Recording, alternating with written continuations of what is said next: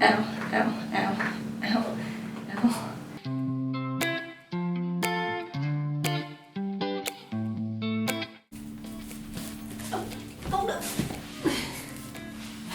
Hey, my name is Amy and welcome to my channel, a place where I combine my passion for running and for music. You can also follow me on Instagram where I post more running related things. Today's video is about the foam roller and why it's such an important tool for runners, musicians, and just people in general. I'm going to cover why it's so important, when to use it, and how exactly to use it. As well, I'm going to show you a few different tools that are similar to the foam roller and how I use them. So let's learn about the foam roller.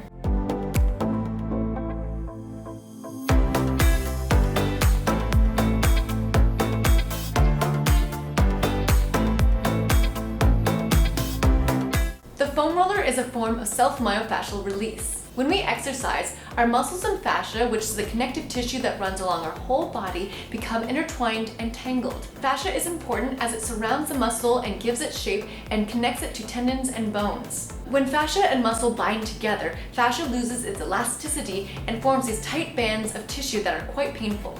These tight bands can inhibit our mobility, affecting our running form and making us more susceptible to injuries. The way that foam rolling works is that you move the roller over your muscles, smoothing out these adhesions and wringing out scar tissue and toxins that can build up in the fascia. The foam roller also helps to lubricate the joints, warms up the muscle, and reduce inflammation in the body, while also increasing flexibility and range of motion.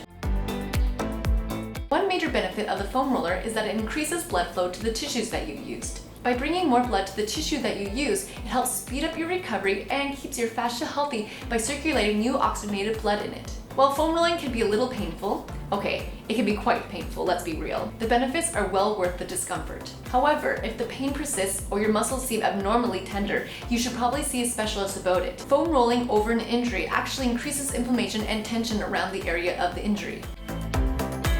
One of the reasons that foam rolling can be so painful is that when you apply pressure to the hardened tissue that forms, you're actually stimulating the pain receptors that are compressed inside of them. Another important thing to remember about foam rolling is not to roll over small joints like your elbows, your ankles, or your knees, as well as your lower back, which I'll talk a little bit about later on. So when should you foam roll? Some athletes foam roll before their run as it stimulates blood flow and warms up their muscles. If you decide to foam roll before your run, a good idea is to roll up to 60 seconds on each large muscle group before you do your pre-run activations. I'll go over how to roll over each muscle group in a little bit. I only recently started foam rolling a little before my pre-run activations, and I like it so far. Though I don't do too much of an intense roll and wait till after my run or before bed to really get into the tight areas. I don't want my muscles too loose before my run. You can also foam roll immediately after your run or hard workout or later in the day. You have to find what works best for your body. I personally foam roll right before bed as I'm a little too tender to do it right after my run. Foam rolling has become part of my night routine and it helps me sleep better too. I usually spend around 10 to 15 minutes foam rolling. It's also a good idea to foam roll on your recovery or easy days. Especially if you haven't moved as much that day, it's a good idea to foam roll your muscles so they don't get too stiff or too tight. Though there are many different kinds of foam roller, you don't have to get the fanciest one. I love my R4 roller by Roll Recovery, given to me by two dear friends. I love the grooves that you can really dig into certain spots and how it's padded, which makes it maybe a little more comfortable as foam rolling can be. You want to do slow, controlled movements, spending around 1 to 2 minutes on each muscle group. If you're just getting into foam roller, you may want to lessen the pressure or weight that you put on the foam roller so it's not quite as painful. Then when you get used to it, you can use a little bit more pressure to get really into those tender areas. I highly recommend foam rolling on a mat or a rug like this, as it can be quite painful on your other arm or other body part that you're not foam rolling. The first area we're going to roll are the calves. As the calves can be quite tender, I'm going to show you 3 different ways to roll them with differing pressure. To get into position, you want to put your hands behind you and you lift up your hips. The first way we're going to roll our calves is having both legs on the foam roller. So I'm going to lift up my hips and I'm going to roll up and down. You can roll from side to side, hitting the outside and inside of your calf. The second way you can roll is just doing one leg at a time. This foam roller is nice because it has these grooves that's really good for one leg or getting into your calf. But if you don't, you can just put it on the flat area of your foam roller. So you do same position, except for you put one leg, put your hands behind you, and then you can kind of use this leg to help support you and roll up and down, again, moving from side to side. and I can feel this one really tender spot. So a way to get at that is to kind of rest on it for around up to 30 seconds or so, and kind of just lean your weight on it, and then you can kind of loosens that spot. I also like to move side to side, as it's really effective at getting those kind of tight areas too. Ooh, I can feel really good nut there. And the third way you can roll your calves is having your one leg on the foam roller, then you can put your opposite leg on top, which gives it extra weight so you can really roll out those tight areas. Then of course you can repeat with the opposite leg, doing the 2, 1, and stacked on top. The next area we're going to roll are the hamstrings. So you want to get behind here, and you want to roll from just behind your knee, not right underneath it, right here, all the way to your hips. Again, you can put your legs on, both legs on the roller, lift your hips up, and roll up and down. The first way I'm going to roll is having my feet flexed up to the sky or ceiling. Go back and forth, and then I'm going to put my feet out to the side, and that kind of works on the outer edge of my hamstrings. And then lastly, having your feet pointed inwards, which helps you get the inside of your hamstrings. If we don't address the tightness in our hamstrings, they'll become more prone to being teared or just becoming strained. The next area we're going to do are the quads. So we're gonna flip over here, put our hands on the ground, and we're gonna roll from just above our knee to kind of our hip flexors up here. On both legs on to start with, and then we're gonna roll up and down. I swear foam rolling is like an arm workout too.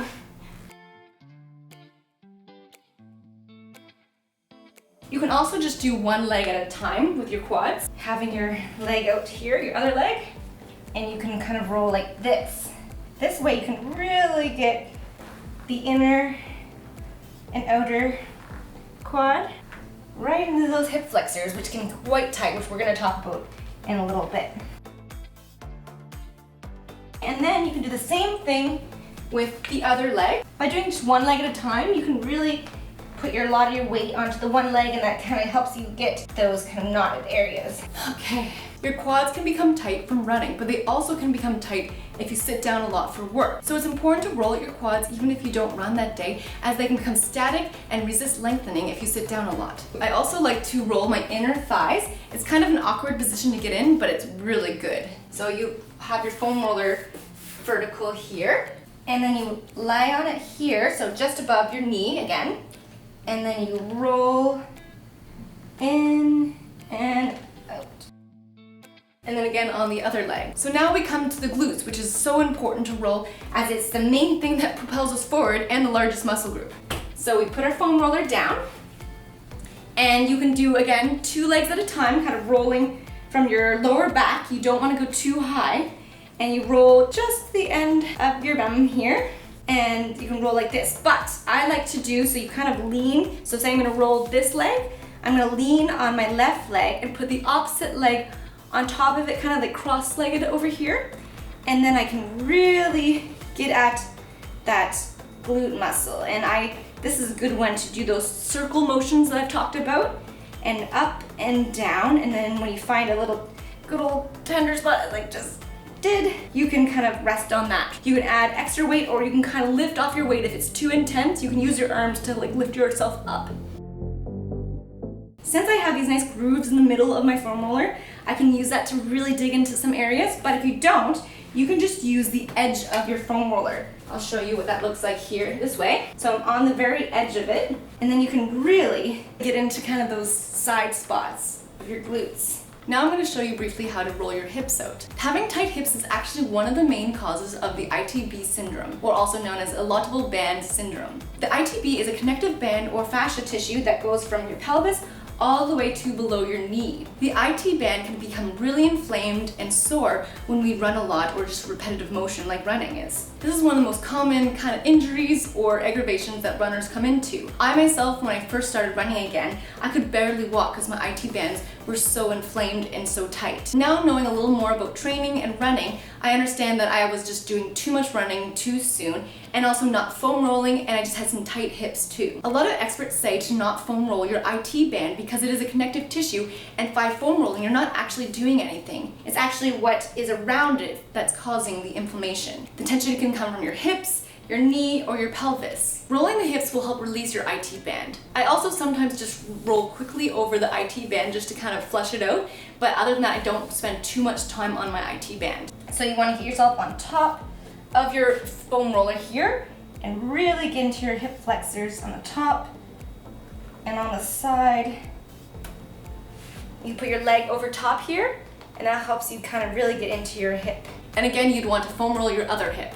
Another area I'm going to show you is the upper back. As runners, we often forget that our upper back can get quite sore from running and is important for helping maintain good form when we run. We mostly concentrate on our legs, as that's the one usually more in pain from running or just in general. So if you have long hair, definitely want to tie it back or put it in a bun, because I've definitely rolled on my hair and it's not fun. To get in position, we want to put our back here, and again, it's very important not to roll your lower back, as it puts a lot of strain on your spine and just your lower back, as our upper back has the rib cage and bones here to help protect it and kind of take away the pressure on the one spot. So a couple ways you can do it. You can cross your arms, which I find really effective, and you lift your hips up and you roll down, and you kind of do this like boat or half moon shape, and you roll to the base of your neck, and then you foam roll down. This foam roller likes to make sounds. You can also put your arms out. Oop, foam rolled my hair.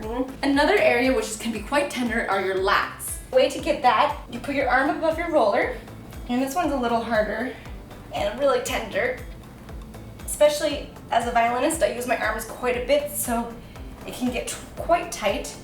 So you can kind of roll around smaller rolls here, and then do the other side.